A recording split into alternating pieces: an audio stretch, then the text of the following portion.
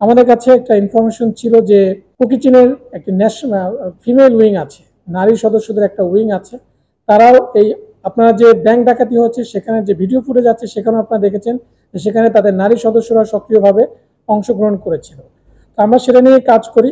কাজ করার একটা এসে আমরা দেখতে পাই যে তাদের একটা ভালোই, তাদের নারী সদস্যের সংখ্যাও অনেক, প্রায় 50 জনের মতো নারী সদস্যের সংখ্যা তাদের রয়েছে। সে লক্ষ্যে আমরা কাজ করতে গিয়ে আমরা আকিম বম নামের একজনকে পাই, আমাদের সন্ধান পাই। যিনি আমাদের এই লাইমিপাড়া, বান্দরবনের থেকে প্রায় 6 কিলোমিটার দূরে যে লাইমিপাড়া সেখানে অবস্থান করছে।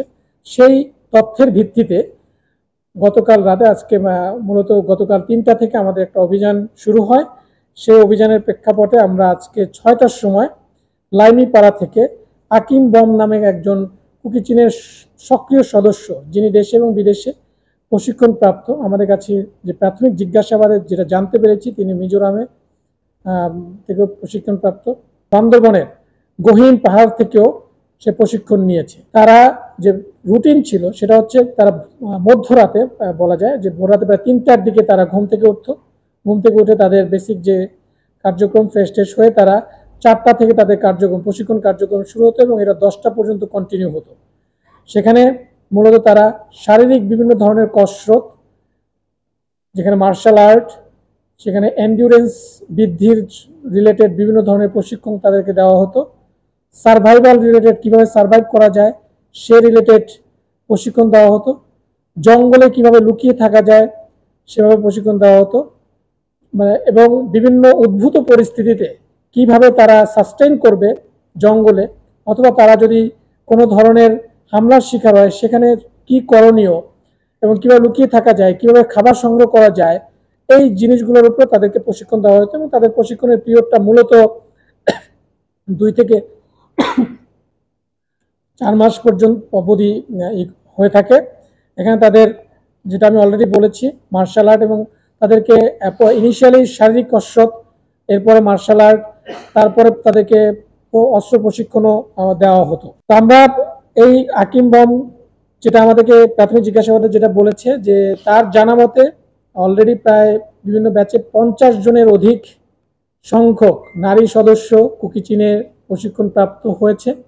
এছাড়াও বিভিন্ন সময়ে তার জানা মতে সে যে সময় প্রশিক্ষণ নিয়েছে, যে পুরুষ প্রশিক্ষণ ক্যাম্পে প্রায় 300 জনের অধিক প্রশিক্ষণ নিয়েছে। তো আমরা যেটা জানতে পেরেছি যে এখন মোটামুটি প্রায় 600-র মতো কুকিচিনের কেএনএর, তার ভাষ্য মতে প্রায় 600-র মতো সদস্য, প্রশিক্ষিত সৈনিক বা সদস্য রয়েছে কেএনএতে। এখানে যে প্রশিক্ষণ ক্যাম্পটা ছিল মূলত এটা নারীদের জন্য সেপারেট একটা প্রশিক্ষণ, যেখানে পুরুষরা থাকতো না, পুরুষদের জন্য আলাদা প্রশিক্ষণ সেন্টার আর নারীদের জন্য আলাদা। বাট তাদের সিনিয়র লেভেলের কিছু নেতৃস্থানীয় ব্যক্তিবর্গ এই নারীদের প্রশিক্ষণ সেন্টারে আসতো। তারা এই যে ভান্থার ময় বম, যিনি নারী উইংয়ের যে প্রধান প্রশিক্ষক ছিলেন, তাকে বিভিন্ন সময় বিভিন্ন নির্দেশনা প্রদান করত এবং সেই নির্দেশনা অনুযায়ী মূলত এই নারী উইংয়ের যে এই রিক্রুট ছিল তাদেরকে প্রশিক্ষণ দেওয়া হতো।